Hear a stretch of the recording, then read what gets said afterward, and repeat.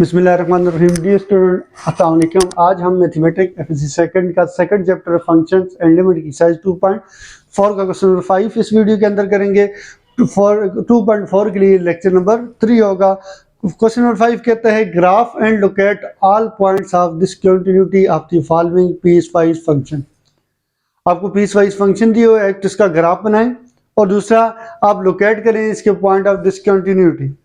तो आप आज सीखेंगे कि पीस वाइज फंक्शन का ग्राफ हम कैसे बनाते हैं। तो आपने सबसे पहले फंक्शन उठाया, क्या चीज, f of x is equal to 1 plus x को उठाया और इसमें आप कौन सी वैल्यूज यूज कर सकते हैं, less than 1, x less than 1।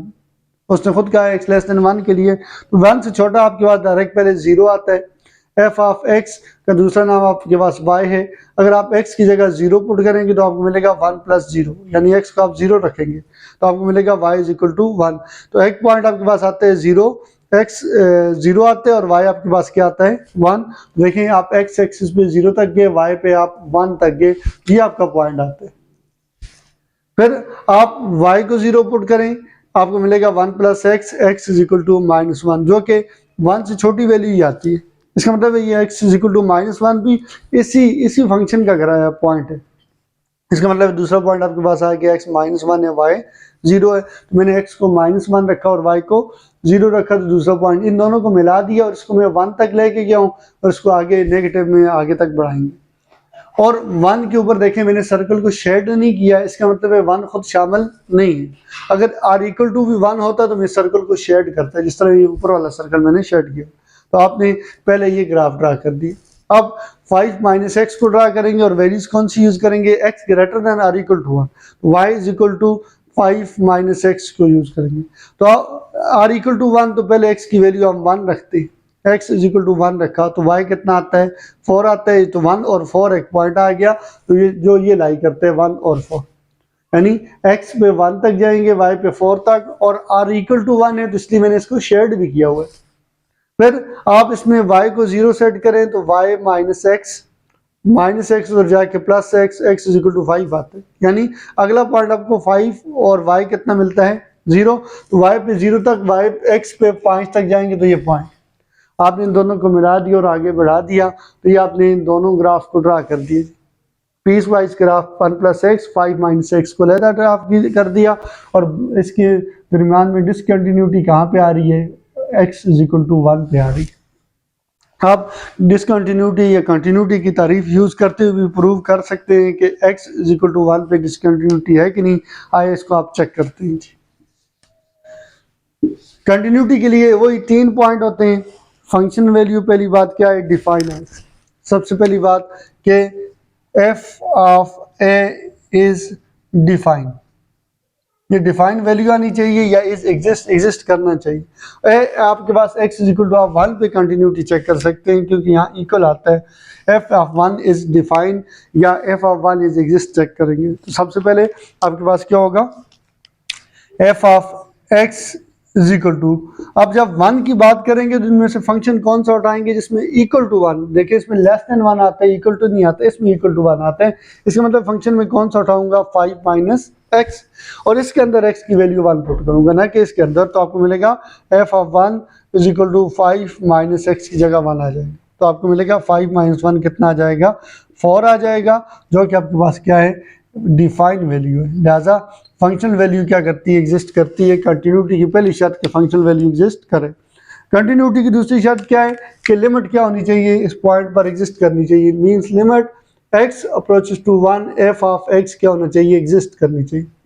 देखिए सिंगल फंक्शन के अंदर लिमिट एग्जिस्ट करने से मुराद आपकी क्या थी कि कोई डिफाइन वैल्यू है, लेकिन कंपाउंड फंक्शन में हमने इससे पिछले लेक्चर नंबर 2 में, इस एक्सरसाइज के लेक्चर नंबर 2 में हमने लेफ्ट और राइट लिमिट का कंसेप्ट क्लियर किया एग्जांपल की मदद से कि लेफ्ट और राइट लिमिट क्या होती है और कंपाउंड फंक्शन में कब लिमिट एग्जिस्ट करती है, जब लेफ्ट और राइट लिमिट इक्वल है। चूंकि ये कंपाउंड फंक्शन है इसलिए हम चेक करेंगे इसकी लेफ्ट और राइट लिमिट इक्वल आती है। तो सबसे पहले limit x approaches to 1 positive f of x मालूम करेंगे। देखिए पॉजिटिव का मतलब ये होता है कि हम इसमें से वो फंक्शन उठाएंगे इन दोनों में से जिसमें x ग्रेटर देन 1 आता हो। तो x ग्रेटर देन 1 इसमें आता है, इसका मतलब मैं 5 माइनस एक्स को उठाऊंगा। f ऑफ x की कौन सी वैल्यू 5 माइनस एक्स उठाएंगे। तो limit x approach to 1 positive हट जाएगा जब आप इसका मकसद वाजे कर देंगे कि आपने फंक्शन चूज करना है कौन सा वाला जिसमें x ग्रेटर देन 1 आता हो 5 माइनस एक्स। अब इसमें x की जगह आप 1 पुट करें तो आप 5 माइनस 1 कितना होता है 4 होता है। तो limit x approach to 1 positive f of x mean right hand limit is 4। अब लेफ्ट हैंड लिमिट निकालते हैं, limit x approach to 1 negative f of x निकालेंगे तो नेगेटिव ऊपर से हट जाएगा जब आप फंक्शन चूज करेंगे वो वाला जिसमें x लेस देन 1 आता हो तो वो 1 प्लस एक्स है तो आप लिखेंगे 1 प्लस एक्स लिख देंगे इसके अंदर। तो लेफ्ट हैंड लिमिट से मुराद नेगेटिव से मुराद लेफ्ट हैंड लिमिट है और नेगेटिव कब हटेगा जब आप इन दोनों में से वो फंक्शन चूज करेंगे जिसमें x लेस देन 1 होगा क्योंकि x अप्रोचेस टू 1 है तो लेस देन 1 वाला वो फंक्शन 1 प्लस एक्स है। तो अब x की जगह 1 पुट करें तो आपको मिलेगा 1 प्लस 1 जो कि आपको क्या मिलता है limit x approaches to 1 plus 1 कितना हो जाता है। आपने लिमिट पुट कर दी तो फिर पीछे लिमिट लिखेंगे नहीं, 1 प्लस 1 आपके पास क्या हो गया 2 हो गया। तो आपके पास आंसर आया limit x approach to 1 negative f of x का आंसर 2 आता है जबकि 1 पॉजिटिव का आंसर क्या आता है 4 आता है। इसको 1 कहता हूं और इसको 2 कहता हूं। अब कह सकते हैं from 1 into 1 into left limit is not equal to right limit तो लिहाजा इसकी लिमिट एग्जिस्ट नहीं करती। कंटिन्यूटी की पहली शर्त डिफाइन वैल्यू आए तो वो आ गई, दूसरी शर्त लिमिट एग्जिस्ट करे तो लेफ्ट राइट लिमिट बराबर आनी चाहिए।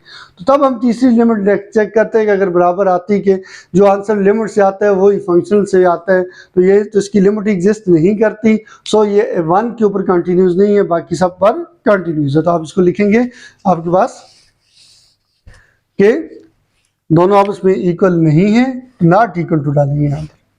So limit x approaches to at 1 f of x does not exist।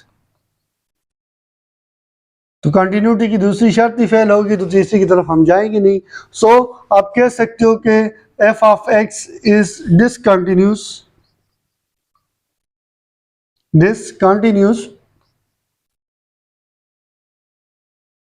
at x is equal to 1। अब 1 को छोड़ के बाकी सब पे ये डिफाइन वैल्यू देता है, लिमिट एग्जिस्ट करती है तो आप कहोगे ये 1 पे डिसकंटिन्यूड है बाकी सब पे क्या है कंटिन्यूस है। सो लिख सकते हैं so f of x is continuous for all x belong to real number except x is equal to 1 के अलावा सब पे ये क्या है कंटिन्यूस है। अब इसके बी पार्ट की तरफ आते हैं।